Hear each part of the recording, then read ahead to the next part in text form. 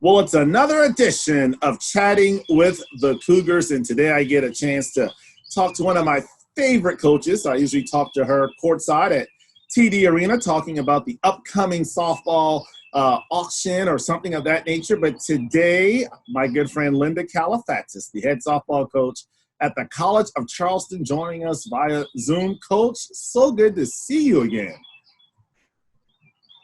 Ever good to see you, and you're not in that stuffy suit and tie. Exactly. It's good to see you here today. We both get a chance to be nice and casual today. And Coach, of course, we're doing this interview via Zoom because of the COVID-19 that is taking place and kind of just wrecking all of sports. I know as we kind of rewind back to March, your team was actually 500 on the season, 10-10. And a weekend series coming up. And, Coach, let's go back to that, I guess, Friday afternoon. What was it like? How did you break the news to your team? Just kind of tell us about how you reacted once you found out the news about the season. Well, my story's a little bit more complicated. I actually, that week, was up in Pittsburgh. I got a call, an emergency call from my mom. I've got a mentally disabled sister. She's not able to speak or care for herself, but all of a sudden she started having seizures and she was rushed to the hospital. And so I got that call Monday and left early Tuesday morning for what I would hope was, just to support my mom. My mom's from a little Greek island, and sometimes communication can be difficult. And boy, I walk in that hospital and they come out to say, we've got to intubate and life flight your sister to a Pittsburgh hospital that can deal with this a little bit better. So it was a tough time personally. And then we had a game that Wednesday against Georgia Southern that I don't know if it's the first game I've ever had to miss, but my plan was to be back in time for the weekend because we had Fordham and UNC Greensboro, two good programs coming into town. We had just come off of a 5-0 weekend and, kind of started to find our groove. And it's funny because the Fordham coach called me, called me the week prior to and said, hey, is everything okay? And I was like, well, of course it's okay. It's great. And we're in sunny Charleston. Are you kidding? I mean, it's been raining every weekday, but it's perfectly fine for weekends.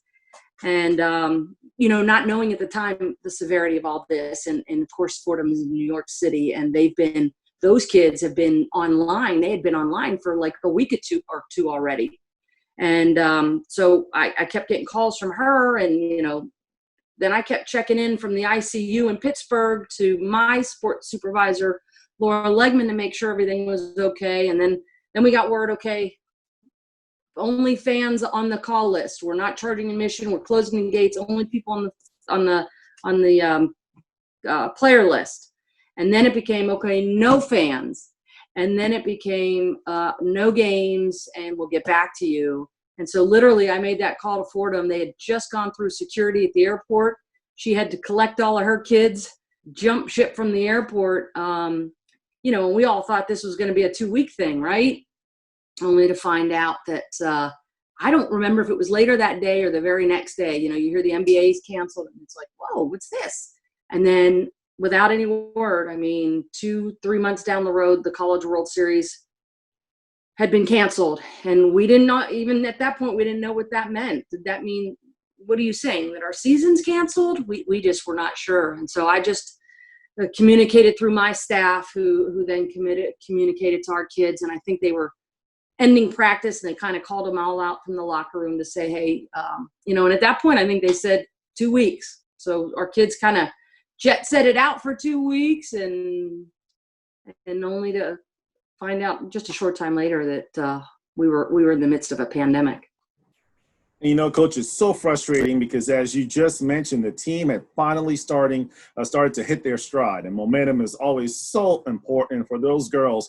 I know probably not the news that they wanted, because finally they had turned the corner, and like you said, just coming off a 5-0 weekend. Yeah, we were 8-3, I think, in our last 11 games to that point, counting that tough loss to Georgia Southern on that very last day. And kind of coming together at the right time because we had one more weekend before we started conference play. And we've got some really good teams in the CAA and softball. And we were, pulling up our sleeves and ready to make some noise. And it just, obviously you feel powerless. I think we all feel powerless in a situation like this, but then to not even be there with my team, to be, many states away in Pittsburgh dealing with a little crisis there. And I just tried to communicate with them as best I could and tried to check in every day through GroupMe. And this is just unprecedented times, and the cream will rise to the top, and that's kind of how we're taking it at this point. Since then, Coach, the girls, like you said, they left and went home. So how have they been doing over the past 2 months, basically handling the situation? I think as well as could be expected. I mean, you go from going 100 miles an hour, right? Every minute, 10 minutes of their day is kind of planned out, to having all of this time and being confined. We've got a good handful of players from California, and they were on strict lockdown. And thankfully, though, we haven't been affected as a family, a team family. We haven't been affected a whole lot. We did get word about 2 weeks ago that one of our former players that graduated tested positive, and so she's in the midst of quarantine. And I check in with her every couple days. But it sounds like the families, the jobs. Sounds like we've got a lot of essential workers, so to say. We've got a lot of policemen and teachers, and so we've been able to, I think, as a family unit, softball family, been able to cope as well as we could. And obviously academics was a really good, do I want to say distraction or focus for them. And it sounded like academics got harder, actually, because more was put on them, and you always worry about some kids do better with structure and hands-on. And but all in all, I was pleased with our grades. I was pleased with our maturity. I think we got some kids that certainly, like everybody else, that are struggling with, a lot of this alone time and not being near. When you play sports, you're so used to being so connected with a group of people, and that that's been hard for some, and hopefully we've been able to keep our fingers and help them out as best we can. Well, Coach, we know one area that they did not struggle, as you just kind of alluded to, is in the classroom. Coach, I just saw this amazing stat. I don't even want to steal your thunder. Why don't you let us know your softball players and what they did in the classroom this past spring semester? Yeah, how about this? Out of about 119 grades, 104 of them were A's and B's. So that's outstanding. And I don't know, we have this thing where you can drop some grades, and, we've got kids that are 3+0 students. And so they will get their choice to even maybe drop a B that you and I ever would probably be really happy with. So I don't know what our final GPA number was, but I'm super proud of that. 49 A's, 55 B's, 3 kids with 4.0s. So like I said, our kids thankfully followed our instruction and really stayed focused on the grades and the part that they can control during this tough time, and came through. Let's talk a little bit about Kylie Burke, one of your players. I know she's been heavily involved in this whole COVID-19 situation. Kind of let us know what Kylie's been up to lately. Well, Kylie spent did an internship. I guess it was an internship last year with the Ebola virus. She was in the midst and worked with the very doctor who treated the very first patient of Ebola that came into the United States. I mean, this is some really serious stuff. And so she got recognized for that in the Charleston magazine. And now Kylie is working with the COVID-19 virus. I don't know if she's to the level where she's trying to find a cure yet, but I think in testing and such a cool kid. I mean, if there's a question I have about anything, much less medical, how to change the oil in my car, I ask Kylie Burke, because she got a whole lot more smarts than a whole lot of us on the team. But such a dynamic kid. And I say all the time, Kylie, you got to help us save the world, girl. Keep focusing on those studies. Keep getting great experience. But her father is a physician assistant, and he teaches at Emory. And I think we all know that is a very prestigious medical college. And so to see Kylie getting this kind of experience, and I really do think that she's going to do some great things in her lifetime. So really cool things there. Now, with the season coming to an abrupt halt because of the virus, the NCAA passed legislation that will allow seniors to come back if they wanted to because of their spring season being interrupted. And as Coach, I know you're happy. It sounds like you have two of your leaders from this year's squad that'll be coming back and joining you next year. Talk about those two who wanted to remain a part of that Cougar softball program. Yeah, I think they all did, but there are, real life, the thing we're kind of getting them ready for, that kind of comes into play too. And for one such young lady, she's scheduled to get married this fall, and her fiance are working on building a house. So, she decided to move on. We got another kid that wants to go on to grad school, and it was a program that we didn't have here. And then another one that Yadi Felix that wants to go into law enforcement, and so it was better for her to try to get started in her career. But the two that are returning are Dexley Inman. She's been a starter for us, I think, the last 3 years in the middle infield, and then Chandler Sparkman. And poor Chandler. Chandler started her career. She actually graduated high school early to attend the University of South Alabama. Things didn't go great there.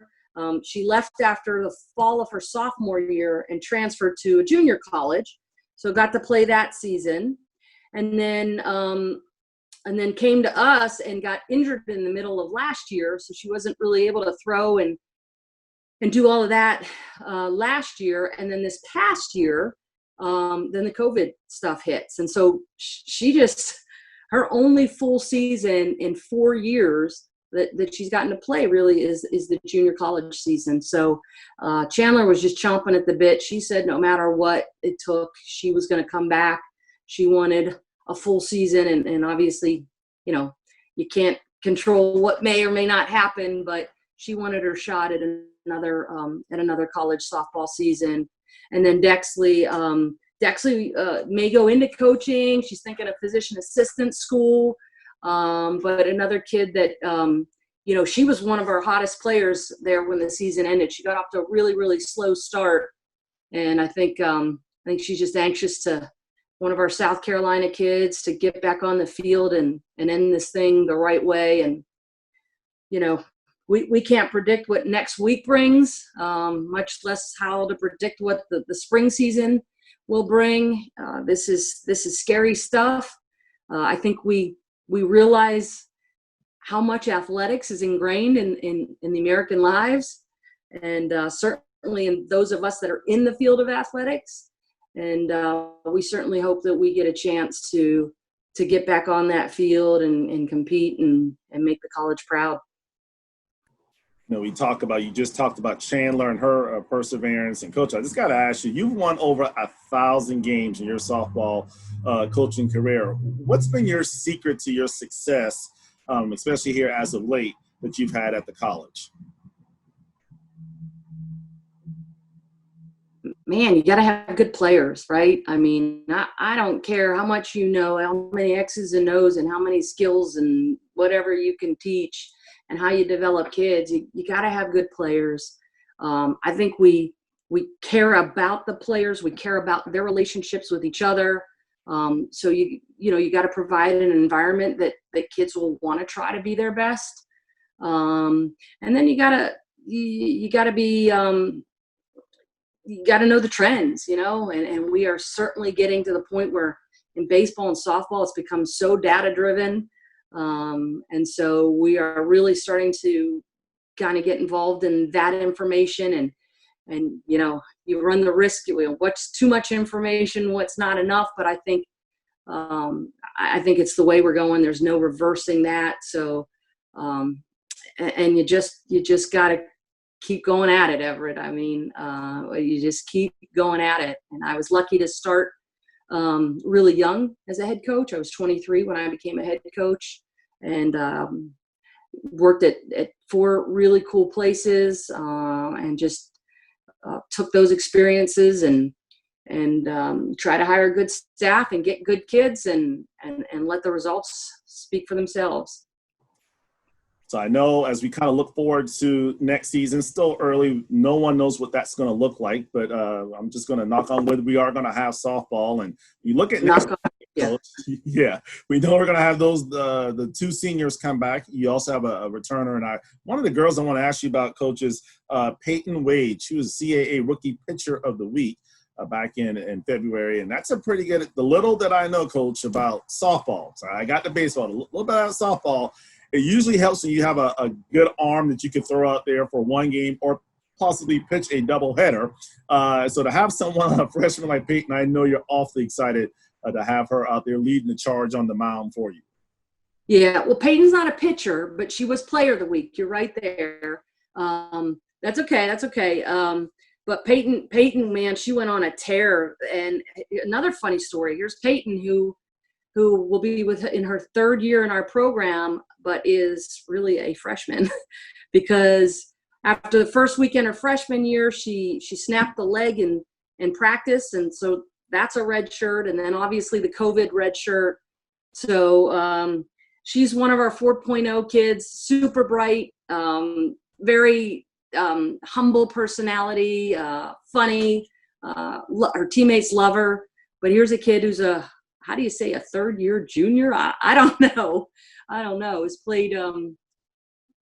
She probably played in every game or just about every game this season. So she's probably played in 25 games in her career over 2 abbreviated seasons. So, yeah, that's another kid that whatever she chooses to go in, and she's been a little uncertain. She's considering the medical field. She's considering some different things, but she's going to be a success. All right, so there you go, Coach. I'm 0 for 1 on that. So let's try this again. How about Drayton Siegling? Let's see if I can get on base here. Drayton Siegling was the pitcher of the week in the CAA, where she had an ERA 1 week of .36. Again, Coach, I know in baseball, .36 is really good. I'm assuming it's the same on the softball diamond. Yeah, you're winning a lot of games. Pitchers' ERAs are .36 for sure. Yeah, Drayton was on fire. She's probably been our most consistent and our steadiest pitcher so far in that shortened season. And that 5-0 weekend, she was on fire, and I think that's when she got that recognition. But a local kid from Hanahan won a couple state championships in high school for them, and yeah, we're expecting big things. A little lefty southpaw, so ball's coming from a little different angle.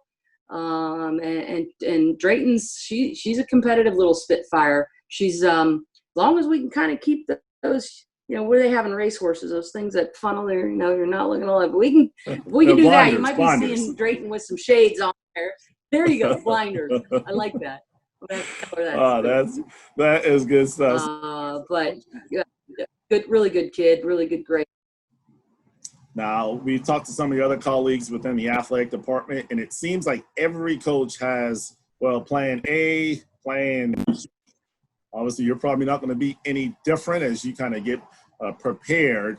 Like, what will, I guess, the fall look like, provided that the girls are back on campus? And if they're not on campus, how do you kind of, attack that as you get ready for the upcoming season? Yeah, those are really good questions. I try not to come up with too many plans, knowing that there are so many moving balls out there. And I have dabbled with our schedule without getting too into it, because I just get this feeling that, that things will be different this season, as they should. And I don't know yet what that means. But we, hopefully we'll be back in the fall and we'll get to be back together again, and we'll welcome 6 new players. And I sense that if the fall sports are back in action, then they'll allow us, meaning us, softball and baseball, to kind of conduct our fall seasons.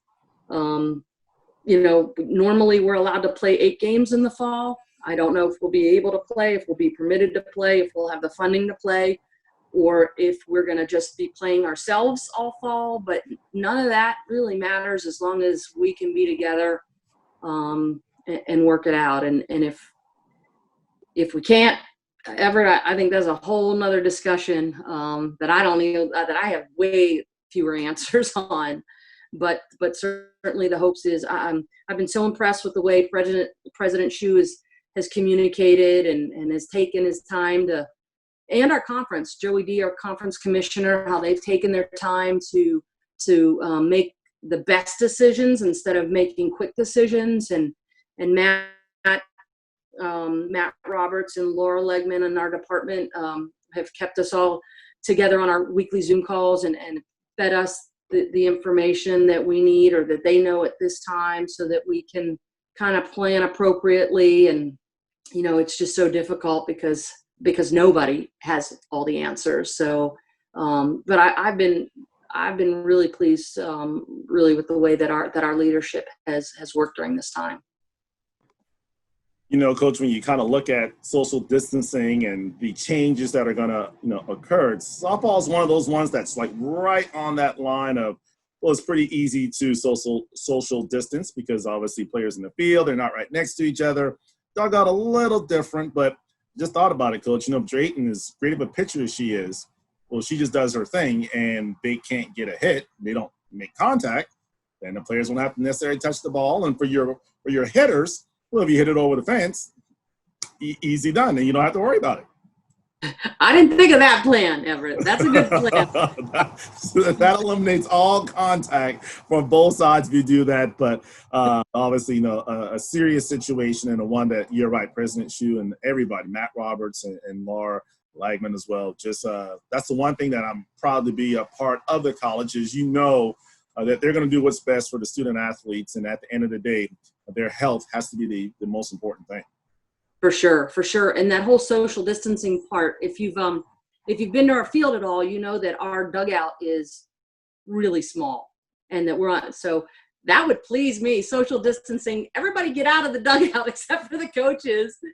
And maybe we'll find some at the concession stand or some up in the stands or some in the cages. That would be kind of fun. And then you just, you beep the horn or something when you need a new pitcher. That's 2 beeps. And need a pinch runner. That's, a half a beep. I don't know. We'd figure it out somehow, some way. Yeah. So like you said, you've been idle for, I guess, about 9 weeks. And if I'm not mistaken, Coach, didn't you have, was it hip or knee replacement surgery recently? Yeah, I had a knee replacement. Not last year, not last fall, winter, but the one before that. So this has given me a good chance to try to strengthen that. I've been doing some workouts here, and I can't say that I've enjoyed them all the time, but the excuse for not having time isn't there. And so I've been having some fun doing that. And, for a spring coach, the mulch, the flowers, the pots, the grass, all of that doesn't happen till early summer. And so I got a good head start on that. And these rains in Charleston lately have certainly helped. And I've gotten some, the to-do. The first week, I think I was just like in a fog, like what is going on? Like where is this going? And then I kind of got my stuff together and I was like, all right, here's what I'm going to do. And so I made this long list. I have this glass whiteboard by my kitchen, and I made this nice long to-do list of activities. And that's been done I was at least smart enough to say, okay, I'm not going to do these all at once. I'm going to patiently do it so that it lasts long enough, right? because you got these people that make this to-do list and then they conquer everything and then they're bored. So I did enough where I mixed in a little bit of that. I obviously mixed in some work. I've been getting our Coaches Association, the National Fast Pitch Coaches Association, has been doing webinars, and that's been really informative and really cool. So I've been doing a couple of those a week, and Zoom calls with our team and with our staff and with recruits. So enough work that we're keeping the program afloat and keeping everybody informed and all of that. But getting enough chores done around the house too that it's kind of getting to that point though, Everett, right? I mean, it's like getting a little stir crazy. Yeah.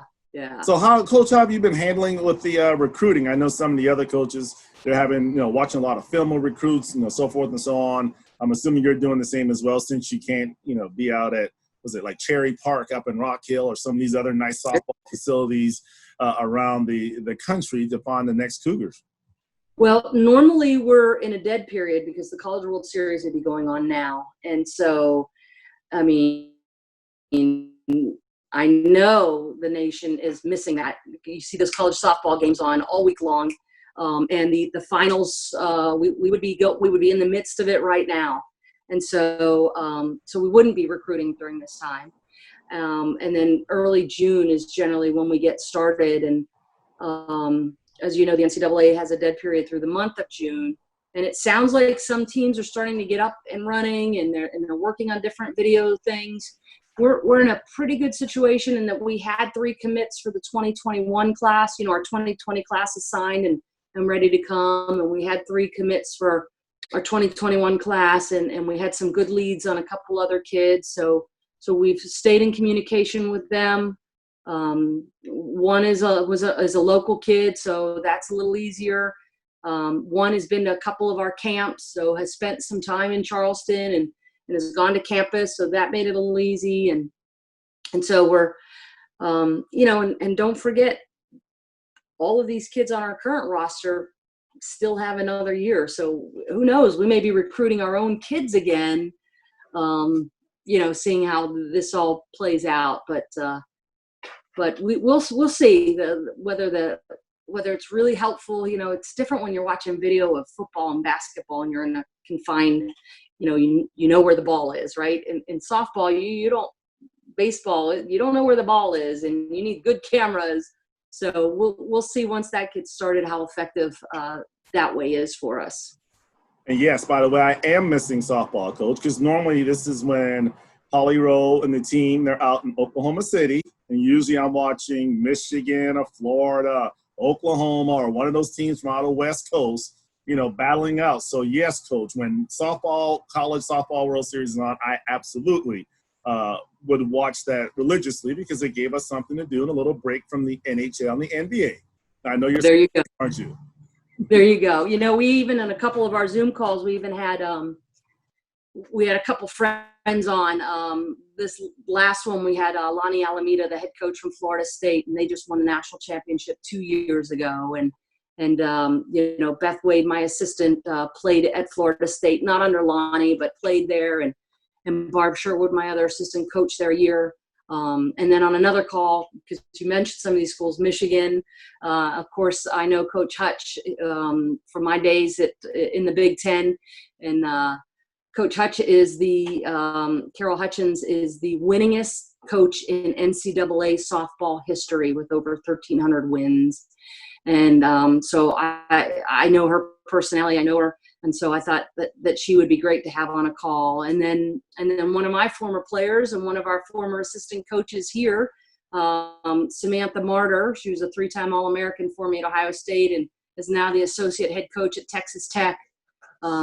I had her come on to talk with the kids, and the more messages from other people, just like mom and dad, you hear that message and you hear that same voice. I'm sure you understand it with your kids, that it's nice to have the message come from another voice. And I'm so appreciative for those guys for doing that for us. And hopefully our kids are all in a good spot and heard those messages and continue to get better as we move along. Well, showing my age, Coach, if you ever decide to get Lisa Fernandez or Jenny Finch on the Zoom call, please let me know. I love to just sit in. And I remember, Lisa, when I think it's when Jason Kidd was at Cal, and he made a comment that he could obviously hit Lisa Fernandez, and that didn't work out too well. And of course, nice. Who doesn't know Jenny Finch? So if you get those ones on, Coach, let me know. I'll be more than happy to join in on a call and just kind of listen to little stuff. That's those only two I really know by name. You got it, Everett. You got it. Well, Linda, thank you so much, and obviously our thoughts and prayers, to you and your sister and your mom. Hopefully that all will take care of itself. And congratulations to you and your team and the girls in the classroom and on the softball diamond over at Patriots Point. And best of luck. And obviously we'll see you, or hopefully we'll see you in the fall over at Patriots Point or in the spring as well. Awesome, Everett. Thank you. And everyone, Cougar Nation, you stay safe. And let's hope that we're back at it this fall for sure. There you go. That's Linda Kalafatis, the head softball coach at the College of Charleston, joining us here on Chatting with the Cougars. And of course, if you need any information on softball, whether it be the rosters, stats from last year, the schedule up until when the season came to a halt, you can always log on to cfcsports.com, and just click on the softball link, and it'll take you right to essentially the homepage of Linda Kalafatis and the softball team.